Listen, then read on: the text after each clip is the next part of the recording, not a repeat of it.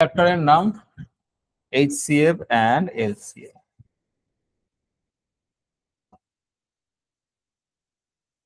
HCF এর full form কি? H for highest, C for common, F for factor, HCF highest common factor, আর L for lowest, C for common, আর M for multiple, LCM। একটা গসাগু একটা লসাগু। এবার কথা হচ্ছে মাল্টিপল কি আর ফ্যাক্টর কি? ফ্যাক্টর বলতে আমরা কি বুঝি আর মাল্টিপল বলতে কি বুঝি? ধরো আমি বললাম 12, 12কে আমরা লিখতে পারি কি 6 দুগুণে 12, এটাকে আমরা লিখতে পারি কি 4 3 12 বা 12 1 12। এবার ধরো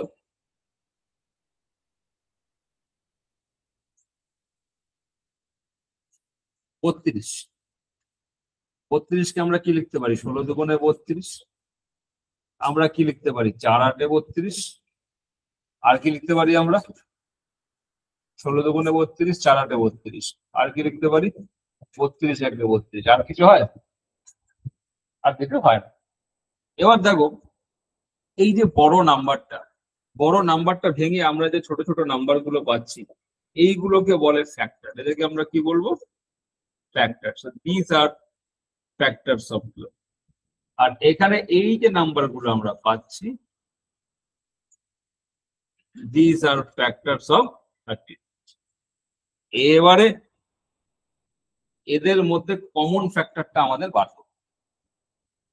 12 আর 32-এর মধ্যে কমন ফ্যাক্টর কি আছে? 4 আছে দু ক্ষেত্রেই, 2 আছে দু ক্ষেত্রে, আর কিছু কমন আছে? আর কিছু কমন আছে 1 ব্যতীত।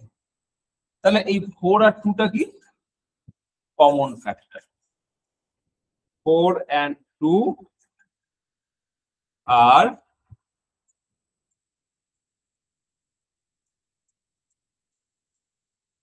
common factors of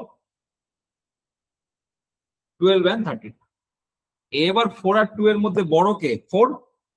তাহলে 4টা কি? এই 4টা হচ্ছে হাইয়েস্ট কমন ফ্যাক্টর।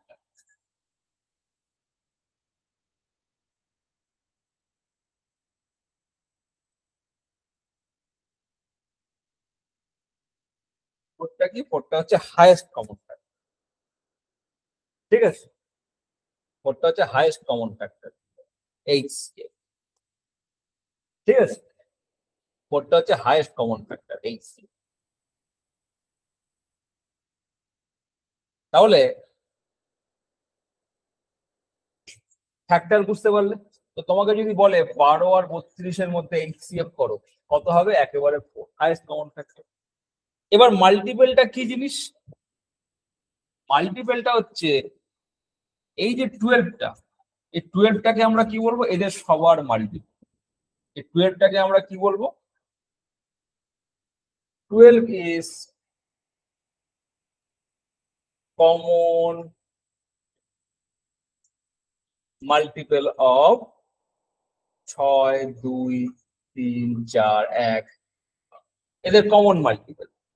আবার এখানে 32টা কি? 32টা হচ্ছে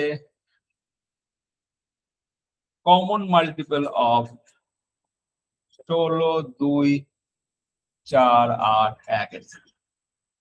তার মানে একটা বড় নাম্বারকে ভেঙে আমরা ছোট নাম্বার গুলো পাই। এই ছোট নাম্বার গুলো কি? এরা হচ্ছে ফ্যাক্টর। আর যে বড় নাম্বারটা পাই, বড় নাম্বারটা কি? এটা হচ্ছে মাল্টিপল। ঠিক আছে, বড় নাম্বারটা কি? বড় নাম্বারটা হচ্ছে মাল্টিপল। বুঝতে পারলে? তাহলে মাল্টিপল কি আর ফ্যাক্টর কি বোঝা গেল? হ্যাঁ, বড় নাম্বারটা হচ্ছে মাল্টিপল, আর যে ছোট নাম্বার গুলো পাই সেটা হচ্ছে ফ্যাক্টর। ঠিক আছে, লিখে নিয়েছো? লিখলে লিখে নাও।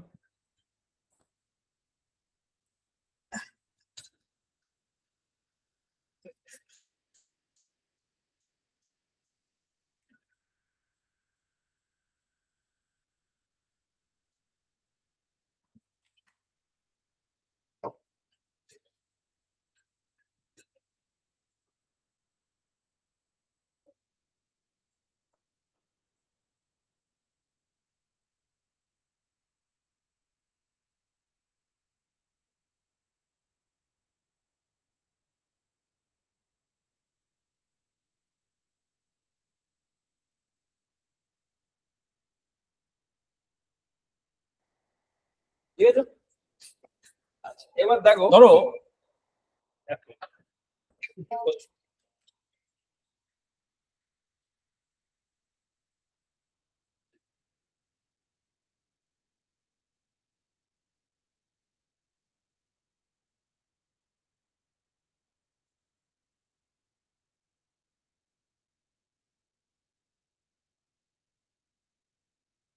ছটার দিকে, সাড়ে ছটার দিকে লাগবে না, সাড়ে ছটার দিকে দাও, সাড়ে ছটার দিকে করুন, সাড়ে ছটার দিকে।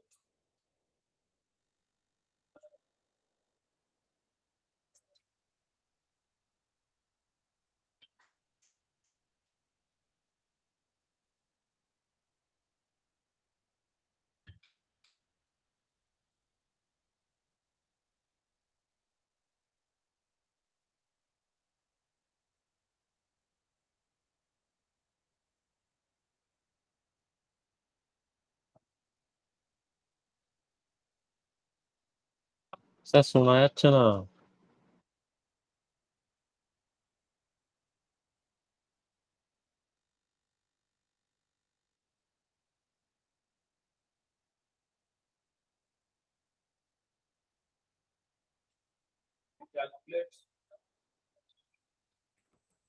To calculate factors, আচ্ছা আরেকটা জিনিস লিখে নাও, এটাকে আমরা বলি ডিভিডেন্ড, আর যেটা শুধু ভাগ করে এবং division. Dividend equivalent to sir শোনা যাচ্ছে না ভালোভাবে। Equal to fact. লিখে লিখে রাখা যায়। তাহলে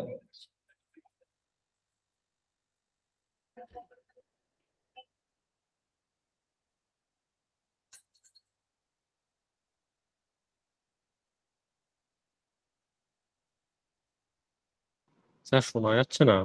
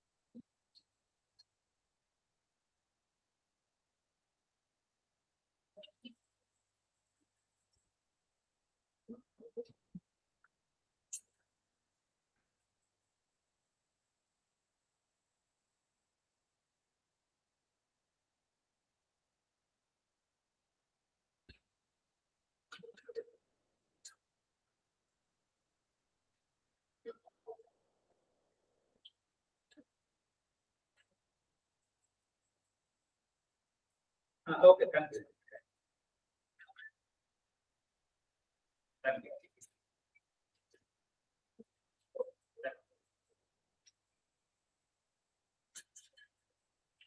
ঠিক আছে, থ্যাংক ইউ।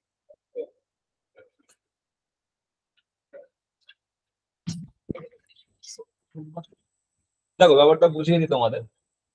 একটা অন করে দাও রেকর্ডটা। হ্যাঁ, একটা ভাগ প্রক্রিয়ায় যে ভাগ করে তাকে বলে ডিভাইজার, আর যাকে ভাগ করা হয় সেটা হচ্ছে ডিভিডেন্ড। ঠিক আছে, এবার ধরো 16কে আমরা লিখছি 8 গুণ 2 করে, তাহলে 8 আর 2 এরা হচ্ছে 16-র কি ফ্যাক্টর। তো আমরা বড় নাম্বারকে ছোট নাম্বার দিয়ে ভাগ করব, তো আমরা তো ছোটকে বড় দিয়ে ভাগ করতে পারবো না। তো আমরা 16কে ভাগ করব কি দিয়ে? কখনো 8 দিয়ে বা কখনো 2 দিয়ে। অর্থাৎ আমরা যখন ভাগ করছি, ভাগ করছে কে? ভাগ করছে হচ্ছে ফ্যাক্টর। ভাগ করছি কাকে? সে হচ্ছে মাল্টিপল। এই কারণেই এখানে মাল্টিপল লেখা আর এখানে ফ্যাক্টর লেখা। বোঝা গেল? এবার দেখো, ভাগ প্রক্রিয়াতে যাকে ভাগ করা হয় সে হয় ডিভিডেন্ড, যাকে ভাগ করা হয়। আর যে ভাগ করে সে হচ্ছে ডিভাইডার। ভাগ প্রক্রিয়াতে যাকে ভাগ করা হয় সে হয় ডিভিডেন্ড, আর যে ভাগ করে সে হচ্ছে ডিভাইডার। তো এবার আমরা একটু আগেই দেখলাম ডিভিডেন্ড পজিশনে কে থাকে? ডিভিডেন্ড পজিশনে থাকে মাল্টিপল। আর ডিভাইজার পজিশনে কে থাকে? ডিভাইজার পজিশনে থাকে ফ্যাক্টর। ডিভাইজার পজিশনে থাকে ফ্যাক্টর। তার মানে আমরা ফ্যাক্টর দিয়ে কাকে ভাগ করি? মাল্টিপলকে। ব্যাপারটা বোঝা গেল? এটা বুঝতে পারলো তো? Divisor is equivalent to factor. কারণ যে ভাগ করে সে তো ছোট সংখ্যাটা, ছোট সংখ্যাটা তো ফ্যাক্টর। তো divisor is equivalent to factor. আর যাকে ভাগ করা হয় dividend, dividend is equivalent to multiple.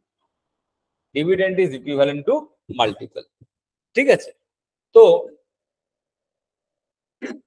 আমরা ডিভিডেন্ডের স্থানে যে আছে যদি তাকে বার করতে হয় তাহলে আমরা মাল্টিপল ওরিয়েন্টেড কাজ করব, অর্থাৎ এলসিএম করব। দেখো, ডিভিডেন্ডের স্থানে কোশ্চেন মার্ক দেওয়া আছে এবং সেটা বার করার জন্য আমরা এলসিএম করব। এলসিএম অফ কি করব? না, এলসিএম অফ এখানে যে কমন ফ্যাক্টর গুলো থাকবে এরকম ভাবে লিখে নাও।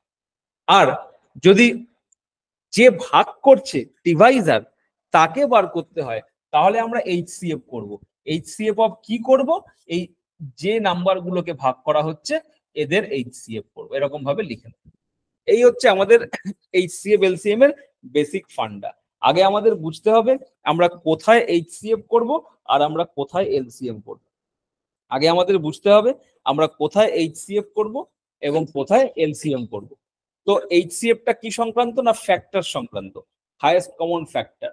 আর এলসিএমটা কি সংক্রান্ত? এলসিএমটা হচ্ছে মাল্টিপল সংক্রান্ত, লোয়েস্ট কমন মাল্টিপল।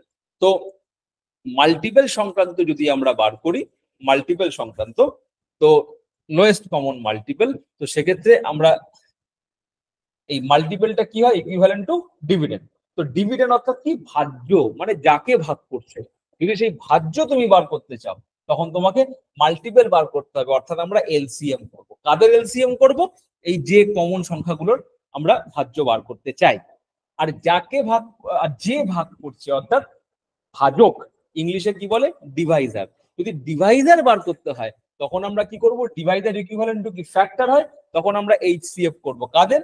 এই তিনটে। কি বললাম বুঝতে পারলে? তো এই হচ্ছে আমাদের এইচসিএফ এলসিএম এর বেসিক ফান্ডা। এবার আমি তোমাদের একটা ছোট্ট এক্সাম্পল দিয়ে বোঝাচ্ছি। সবাই লিখে নিয়েছে নিশ্চয়ই? হ্যাঁ, আগের পেজটা লিখে নিয়েছিল তো? আগের পেজটা এটা তো বুঝিয়ে দিয়েছিলাম। এরপরে ধরো তোমাকে বললো find the greatest number that can be divided by 16, 12 and 30। that can be divided by 16, 12 and 30। এবার দেখো, আমরা সেই নাম্বারটা বার করব that can be divided by. Divide কে করছে? 16 করতে পারে বা 12 করতে পারে অথবা 30 করতে পারে। 16, 12 বা 30 ডিভাইড করতে পারে। কাকে ডিভাইড করবে? না, এই নাম্বারটা, মানে সেই গ্রেটেস্ট নাম্বারটাকে বার করতে হবে। এবার তুমি একটা কথা বলো, এই পজিশনে কে থাকে? ডিভিডেন্ড। আগের পেজে লিখিয়েছি ডিভিডেন্ড থাকে এই পজিশনে। ডিভিডেন্ড ইকুইভ্যালেন্ট টু কি হয় বলো? মাল্টিপল। তাহলে আমরা মাল্টিপল পজিশনে কোশ্চেন মার্ক রয়েছে, তাহলে আমরা কি করব? হ্যাঁ, ফাইন্ড দ্য গ্রেটেস্ট নাম্বার। আচ্ছা, এটা এখানে না গ্রেটেস্ট হবে না, এখানে লিস্ট হবে। এখানটা লিস্ট হবে, এটা গ্রেটেস্ট না করে লিস্ট করো। Find the list number that can be divided by 16, 12 and 30। List করে নাও। তাহলে আমাদের মাল্টিপল বার করতে হবে। মাল্টিপল পজিশনে কোশ্চেন মার্ক আছে, তাহলে আমরা কি করব? এলসিএম করব। এলসিএম অফ কি করব? এলসিএম অফ 16, 12 আর 30 করব। তাহলে আমাদের এই পজিশনে বার করার জন্য আমরা কি করব? LCM of 16, 12 and 30, 16, 12 R 30।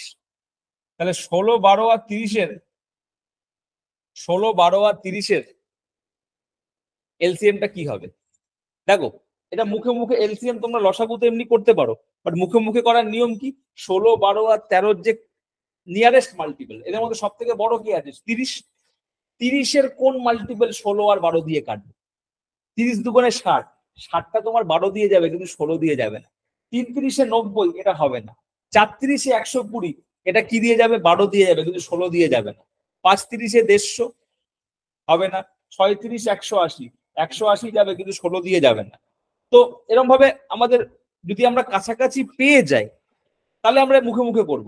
Otherwise সব থেকে সহজ উপায়, 16 আর 12-র এলসিএম হচ্ছে 48। 16 আর 12-র এলসিএম 48। কেন? 16-র কোন মাল্টিপল 12 দিয়ে কাটে? 48। এবার 48-এর সাথে আমরা 30-এর দেখবো। 48-এর সাথে 30-এর দেখবো। এটা কি করে দেখবো? 48 আর 30-এর মধ্যে কমন কি আছে? 6। 6 8। এবার 6-এর সাথে এখানে কত গুণ করলে 48 হয়? 8 গুণ করলে।